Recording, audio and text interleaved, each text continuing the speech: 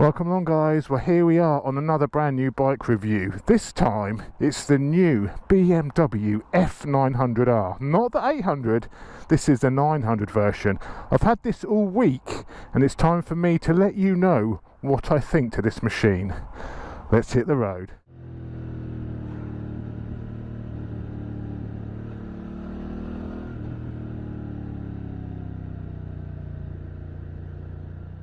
Finally, we have a dry, fairly mild day for one of my reviews, which really makes a change. Normally it's wet. We can actually try this bike out properly, which I'm really quite pleased about, because this is actually a bike with some proper sporty intentions. She sounds fruity. This bike has just had its international launch last week. Now, very kindly, BMW UK agreed to lend this to me first. I'm the first of the, I'd say the word journalist, in inverted brackets, but I'm the first person to get on their new fleet bike. This has just been running, just been released to the press. I say press. I picked this up a couple of days ago. I rode it all the way back from Farnborough. And to be honest with you, I was surprised. I really wasn't expecting much from this. I've ridden the 800 GS before, the old engine, and I felt a little bit underwhelmed by that engine. And it sort of almost put me off trying this and gave me some preconceptions of what this bike would be like. And they were all completely wrong. The bike has the reworked 900 motor, so this is the reworked 800 version of this. Bit more capacity. They've gone over it, they've tweaked it, they've raised the power now to 105 brake horsepower. I think it's 87 newton meters of torque. It's all good. I mean, it's got a lot of punch. That torque is actually delivered. The peak torque is something like 4,500 revs, so it's all very low down in the rev band, which makes it effortless just to ride that wave of torque. Nationals, the only thing that lets it down a little bit on the spec sheet is the fact that it weighs 211 kilos. So it's not a light bike, it's not as light as all of its competition. It's hard to sort of know which is the lightest because the different manufacturers measure their weights in different ways. BMW give you the wet weight, full of oils, full of fuel, you know, how the bike's going to be, the curb weight. KTM, Yamaha, even Triumph, I think, give you their weights dry. So it's difficult to compare, but I can tell you it feels like a heavier bike than the Street Triple. It feels like a heavier bike than the Duke. This bike is full of technology. It's got this incredible TFT, which is the same as the one on the new GS, you know, the new S1000RR. But that screen is the best TFT in the business, without doubt. You know, different views, you can just do so much with it. And it's even telling me lean angles and stuff at the moment, and all those lean angles are recorded onto this app you can integrate, the BMW Connected app, which I have on my phone and I'm actually using. Basically what this can do is after you ride, it will record all your detail, it will record your lean angles around certain bends, it will give you your speed, which I've turned off. You can make it turn off so it doesn't record your speed for legal reasons, so I've turned that off. But you can go back and look at your ride, it will tell you where you've been. You can set it just to get you somewhere, going on some twisties, a bit like the Garmin functionality has. But you know, from the look of it, it's a fantastic little app. This, say you wanted to take this on track, which you probably could, it handles beautifully. Take it on a track day and then you can see your lean angles around the track and the speed you were doing around the track and all the other good stuff. And of course this has got all the navigation built into it as well. So if you haven't got a way to display your phone case like this with my Ultimate Add-ons phone case, you can have turn-by-turn navigation coming through on the dashboard as well. And that is, I mean, it's great. I've got a lot of time for that sort of technology on motorcycles when it works well. Let's just go through the mode buttons here. First of all, you can put the suspension in dynamic mode or road mode. So at the moment I've got it in dynamic. It's only electronic on the rear. The fronts are completely unadjustable even. It's a little bit weird to just have electronic suspension on the rear and then have front suspension which is not even manually adjustable. But in fairness, the front seems really well set up, and I didn't realise it wasn't electronic to start with. I was that impressed with the setup of it. So even though it is unadjustable, they've really got it set in a really good sweet spot. The rear you can adjust for preload as well. So if you've got luggage, if you've got pillions, you can set it for those different weights. So the actual preload will adjust electronically. I've actually got it set for a person and some luggage because I'm carrying a bit of extra luggage around the middle. All the electronic stuff's all well and good, but the best thing, and the thing I like about this bike the most, is the feel of it. The way it handles, it is really took me a bit by surprise actually, just how good it is around the twisties. Get over. If we throw it around my favourite bit of road, it's so sharp, the front. The motor delivers all of that punch. It does just give you a lot of confidence to push it around, and it changes direction in an instant. Front brake is brilliant. One finger braking, because it's got the Brembo front calipers, you get so much confidence in the front end. It'll let you, you've got the confidence to push it, change direction instantly.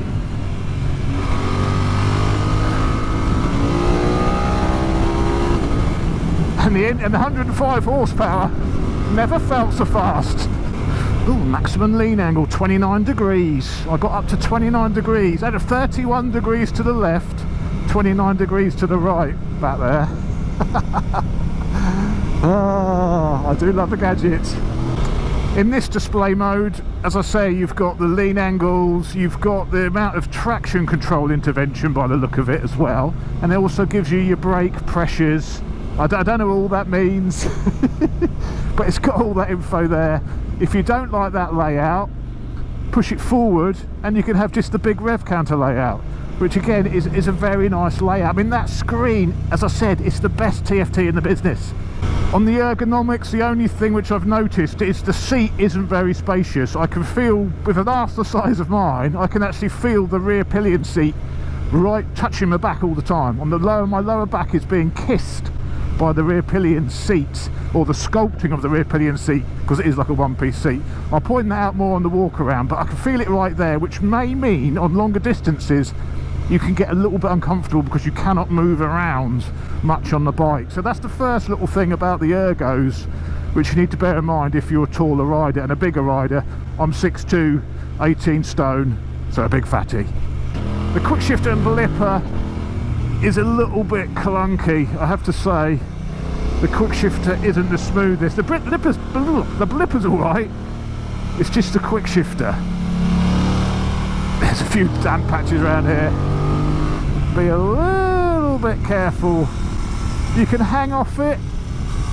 Yeah, it feels like you can hang off the bike. It is definitely set up as a sporty machine. The handling does just fill you with confidence. I mean, even though it's 8 degrees today and the odd patch of damp on the roads, it is very confidence inspiring. I really like the riding position when you are pushing on with all that weight over the front. It makes the front so quick to turn, very, very agile. And I love the feedback it gives. It gives you a real sporty feel to the ride. You're just over that front end, and it's just, you know, the slightest inputs and it obeys. You want a bit more lean angle, you just push it down a bit more. It is a lovely front end, it really is. Let's give it a little bit of a grunt test. It's 4th gear, 2,500 revs. It's got a good deal of pull. A very, very torquey motor, very usable. That's what twins give you, isn't it? 60 miles an hour, 3,500 revs, just under 4,000. So I think 70, let's push to 70 down here. Yeah, just over 4,000 revs. So, you know, you can sit on the motorway all day, no problem whatsoever. Right, let's pull into the pub and we'll do a quick walk around. Get a pint. No, we won't get a pint. There it is in all of its glory. Now, I posted a few pictures on my Instagram account. If you don't follow me on Instagram, I'll put a link at the bottom. Get on Instagram. But I posted a few pictures on there and people said, oh God, it looks horrible. I don't like that at all. I actually think it's pretty good looking. I think BMW have done a decent job with this, making something that looks a bit different. It definitely looks sort of futuristic. It looks modern. I like what they've done with the exhaust system. You know, the whole bike sort of follows a very angular, you know, it's not a smooth looking bike. All the angles are quite sharp on it. I actually think it looks pretty darn good, if I'm honest. You know, it's not as sexy as the Street Triple, you know, with its smooth lines, but it's a different sort of bike, a bit more angular, futuristic looking. I like it. I like it in these colours as well. These colours are actually an extra 200 quid. If we turn it on, let's say it's keyless, so you have to push the button to turn things on. Full LED headlights, you know, nice little touch with the little R symbol. And this even has cornering lights as well, so you have cornering lights at the bottom. Brembo brakes and Brembo discs as well. The suspension, as I mentioned, is not adjustable. It's completely unadjustable, which is a bit of a surprise, but like I said, you know, this bike has to meet a certain price point, but they have it set up really well. You wouldn't know this was, well, I don't think it is budget suspension. It certainly doesn't feel like it. The ride's good. It feels nice when you're pushing on with it. There's nothing wrong with the suspension at all. At the rear, it has this ZF suspension, which is the dynamic ESA suspension. So that's the motor to actually actuate and adjust the preload on the rear shock. So the rear is electronic, and I say it's preload, so which is quite impressive. If you've got a pillion, you put it in pillion mode with luggage. You know, it really gives you that dampening to suit the conditions. And I just noticed there's also a little USB charger on the back here as well. This one has the facilities for the panniers, so the luggage option on the back here, which I think is another 100 quid or so. And it has this rather strange rear seat cowl, which sort of just sits over the rear passenger seat and sort of straps on. So that is really rather strange. F900 stitching on the seat is a nice little touch. This one's got the keyless option, so the fuel cap is also keyless, which I think people know my views on the keyless fuel caps. They do worry me a little bit. Switch gear is busy, but it is all usable. Obviously your indicators, menu buttons, that adjusts your suspension, and that one will turn off your traction. Push of that and your traction control's off. So if you want a bit of hooliganism, push that button, turns the traction control straight off. You've got the jog wheel, which takes you through the menu system, and then it can tilt left and right to select and go back and forth. Cruise control with your start and stop button and your accelerate and decelerate button. This one has the BMW emergency thing. We open that, push the button. Oh, I nearly pushed it then. And that will call BMW emergency services to come and rescue you, or call the emergency services to come and drag you out of a ditch or take you to hospital. Heated grips at the top, and of course all the start buttons here. As I say, this is the best dash in the business, bar none. This is an excellent display on those BMWs. Lots of information. There's almost a bit too much information. You know, you've got trip, miles to empty, the time, you know, it's just so much info on here. I could do a whole video just on this dashboard, but it's a very clear, very well laid out, really good job on the dash, BMW. Thumbs up. Looking at the bike, you can't see where costs have been cut to get this machine out there at 8.6. This has even got a centre stand. This has got the centre stand option as well. I've just realised this has even got a centre stand. How's that for practicality? You won't get that on your MT-09. Supers. That little box next to the main speed is the legal speed limit on the road you're on. So when you've got it connected to the app, it's using the GPS from your phone to tell you what the actual speed limit is of the road you're riding on. That, I mean, that's a good little touch, isn't it, eh? So how many times have you been on the road and gone, I don't know, is this a 30, is this a 40? Well, it's quite obvious here, but a lot of situations it isn't. There you are. Sorry, officer, my bike told me it was a 60. So things I don't like, I think the position on it could get a bit tiresome on a long distance. We're saying it's a versatile bike, and you could spend, you know, could go touring on it. I'm not sure if this position would be the most comfortable position if you did go touring. As I say, you've got that rear seat right in my lower back, so I can't move back. I'm sort of locked in to the position on this a little bit. You know, there's a little bit of weight on your wrist. You are leaning forward a little bit. So again, is it going to be comfortable if you're literally riding this all day?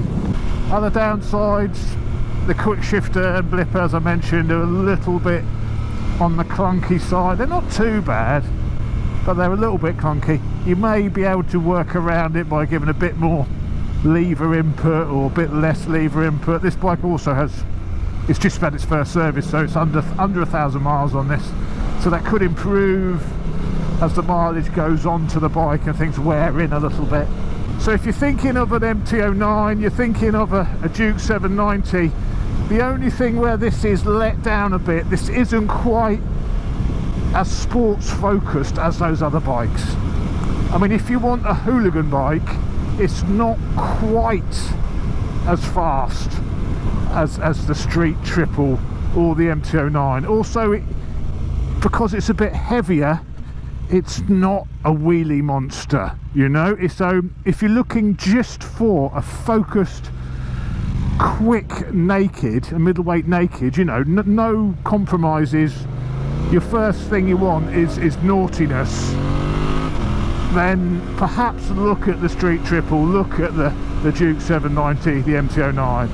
I think the most impressive thing about this bike is what they've managed to achieve at the price point. Yes, you know, they've got it, normal BMW, everything is an extra, but in some respects that's good, because you get the exact spec you want. You know, I don't like keyless. You don't have to have keyless if you're buying a bike that way. So I kind of like that, even though I don't like it because obviously you've got to pay extra for stuff. It does mean you end up, at the end of the day, only the stuff you actually want, which I think is important. The fact that they've managed to bring the base bike out for 8.6 is incredible, and what's even more incredible is I can't see where they have skimped. There's no area where you think, yeah, that's because it's a bike for 8.6, that's why it's got the cheap tyres on, that's why the suspension doesn't feel very good, that's why the brakes aren't as good as they could be, because it's 8.6. You don't get that with this, which is impressive. This is power level 1, which is full power.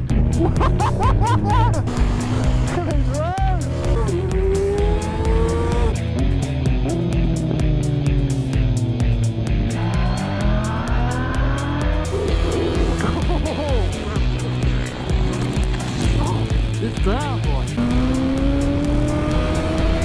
What's she done here? I told you I was scared back there.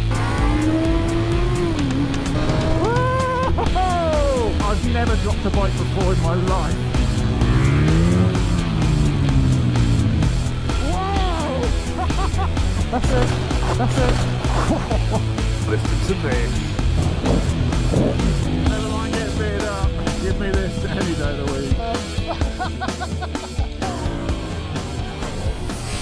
week.